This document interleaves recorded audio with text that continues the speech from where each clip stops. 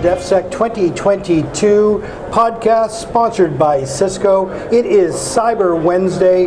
The trade show floor is abuzz, and I can tell you one thing that DefSec really does well, they bring government, industry, academia together, everybody in the conversation, trying to produce great results for Canada that can be exported globally. It's wonderful to see. Our next guest is front and center in that. So, Kristina, why don't you go ahead and introduce yourself? Thank you so much, and it's a pleasure to be here. I am Kristina Proulx, and I have been working with the Innovation for Defense Excellence and Security program within the Department of National Defense for 2.5 years. And the role of our program is to put out calls for proposals in specific challenge areas that address the capability gaps of the Canadian Armed Forces as well as the Department of National Defense. So it's important for us to be here so that we can engage with innovators and have a dialogue and let you know what's coming. Now, Kristina, what brought you to this space? Because that's a pretty cool job. That's a pretty cool job to be in that middle of that conversation where you're sparking innovation into the operators, into the community, into the defense network, by listening to the innovators on the floor. How did you get here?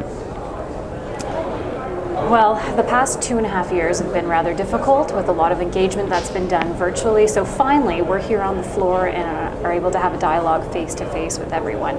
We've actually had visibility at this conference for several years, and it's been a great return. Our goal here is simply to have innovators subscribe to our distribution list. We want them to know what challenges are going to be coming on the radar. We want them to participate in our calls for proposals, and we found that this is the most effective way for us to get that return. So later on this afternoon, and I hope anyone who is listening right now might be able to join us, I will be doing a presentation about the greater details about the program, so that I can convince everyone to subscribe, so that we can have a significant information base, so that we can have as many proposals coming in from new innovators as possible. So a call for proposals is, so this would be like the Department of National Defense would identify a gap or something they need solved. Is that how a proposal forms or goes out? So initially we have a dialogue with our partners within CAF D&D, so Canadian Armed Forces and Department of National Defense, and find out what their priorities are. Right, and what their mandate is longer term. So then that identifies exactly what doesn't exist. Where are those capability gaps? Then we say, hey, okay, let's bring in our defense scientists and let's put a challenge together so that we can put this out on the street and have, in the form of a challenge, so that we're not directing what work needs to be done, but rather we want to hear from innovators of how to craft the solution that we might not even be aware of. So we don't know what we don't know, and this is the way that we can then piece together new innovation into CAF D&D. Right. So then that goes out.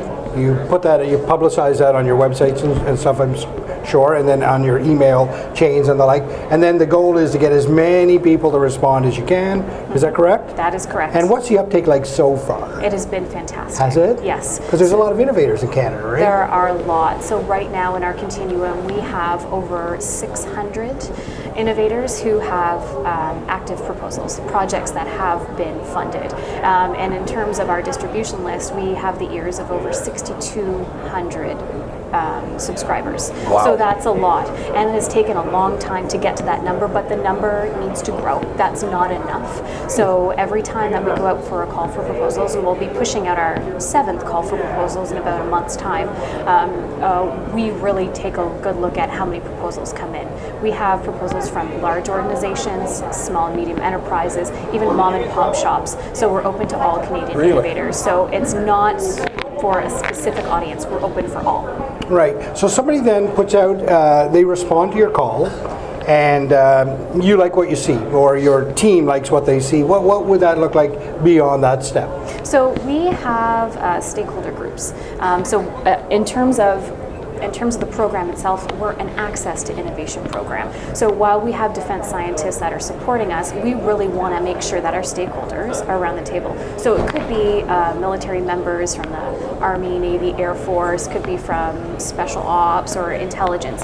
And we let them know what we received in terms of all of the proposals. And then we go through a bit of an evaluation framework, and then they identify for us what they think is really going to address the nature of the challenge that they have put out a solicitation for. Right. It's fascinating. Oh, it's fascinating, and it's working, right? And That's it's right. working, which is the best part.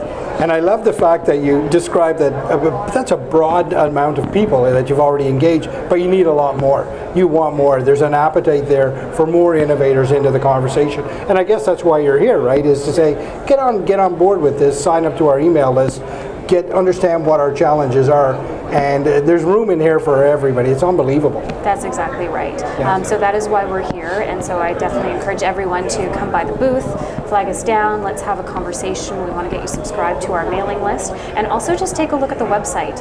What's most important for innovators is when we do have a challenge that goes out, that they take a look at the applicant guide, because that will really give them a sense of how to succeed through the process. Right. I mean, this is win-win for everybody, right? You've got the community that needs the advancement in technology or process or whatever. They're getting a problem solved for them. And you've got these small and maybe even large technology companies, or any company really, that is growing their business because of this. It's a real great connection, and you're right in the middle of it.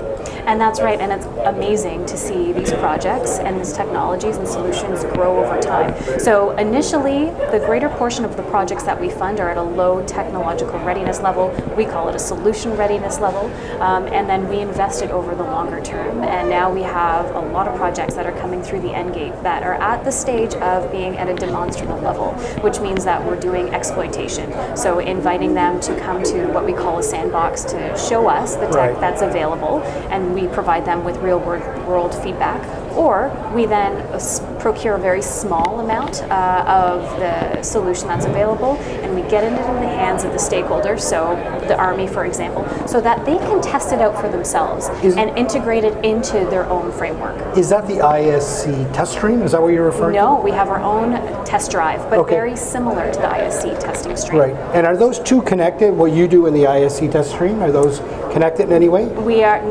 They're very similar in program design, Right. but we work individually. We work differently. Yeah, but right. we're very well versed in what each other's doing.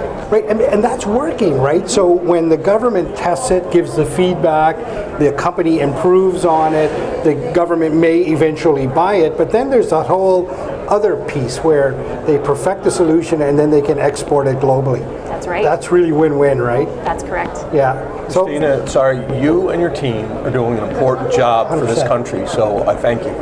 Christina, that's excellent, man. Thanks very much for being on the podcast. I love what you're doing, and I don't know how many other countries are doing this, but it sounds like an amazing model, and Canada's moving in the right direction. So thanks for being a part of that. It's a privilege to be here. Thank you so much for the chat. Thank you.